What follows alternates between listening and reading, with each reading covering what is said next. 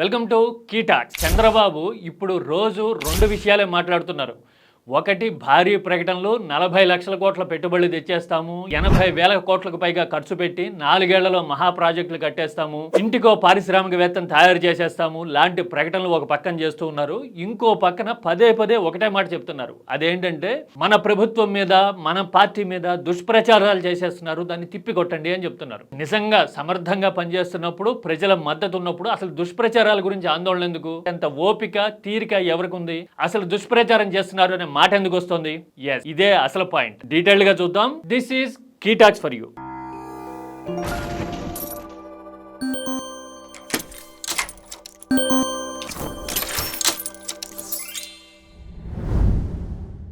చంద్రబాబు పదే ప్రచారాల గురించి మాట్లాడుతూ ఉన్నారు. ప్రశ్నలు ఎదురైతే వాటికి సమర్థంగా సమాధానం చెప్పడము, వివరణ ఇచ్చి అసలు వాస్తవాలు ఏంటో ప్రపంచం ముందు పరచటం అనే అలవాటు ఈ మధ్యకాలంలో ఏపీలో అసలు ఎక్కడా లేనట్టుగా కనపడుతోంది.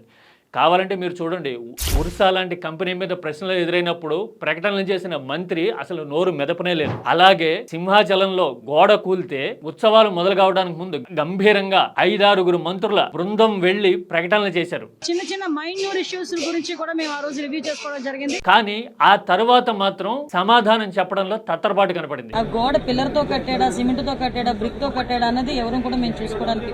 అంటే వాస్తవాల మీద ప్రశ్నిస్తే గనక రియాలిటీ ఇదేంటి, ఇలా ఉంది అని అడిగితే గనక ప్రచారాలు చేస్తున్నారు, తిప్పికొట్టండి లాంటి మాటలు పదే చెప్పడం కనబడుతూ ఉంది. నిజానికి సాక్షి మినహా మిగతా మీడియా అంతా చంద్రబాబుకి అనుకూలంగానే ఉంది. అలాగే చంద్రబాబు మాటల్లోనే వైసీపీకి అసలు బలం లేదు, ప్రజల్లో జగన్ విశ్వాసం కోల్పోయారు. మరి ఈ ఆందోళన ఎందుకు వస్తుంది?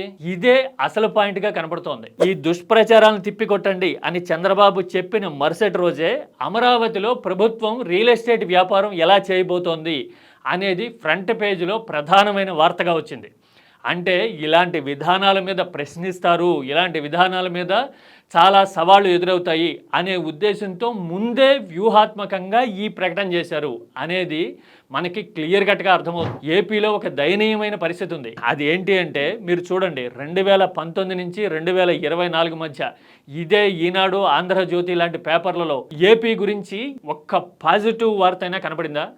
కనపడితే మీరు చెప్పండి. కనీసం ఒక్కటంటే ఒక్కటి సానుకూలమైన అంశం కానీ, లేదంటే ఉన్నది ఉన్నట్టుగానే చెప్పడం ఎక్కడా కనపడి ఉండదు.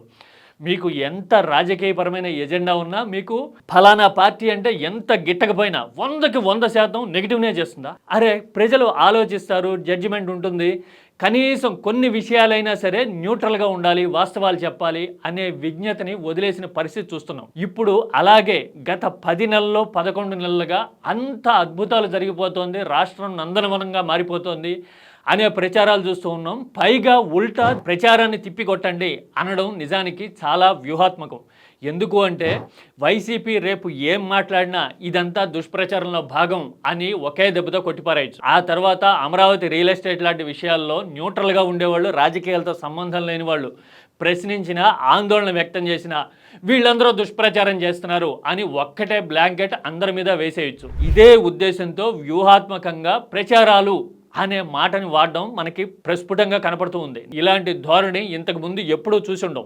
దీని మీద చదువుకున్న వాళ్ళలోనూ, మిడిల్ క్లాసులోనూ ఆందోళన కనబడుతోంది. ఎందుకు అంటే సంవత్సరం అవుతున్న సమయంలో ప్రభుత్వ పనితీరు మీద ఆల్రెడీ క్లారిటీ వస్తోంది. పైగా ప్రచారాలు తిప్పికొట్టేసేయండి అని చెప్పడం వెనక ఉద్దేశం ఏంటి అనేది సగటు ఆంధ్రుడు ఇప్పుడు అర్థం చేసుకునే రోజులు వస్తున్నాయి. This is key talks for you.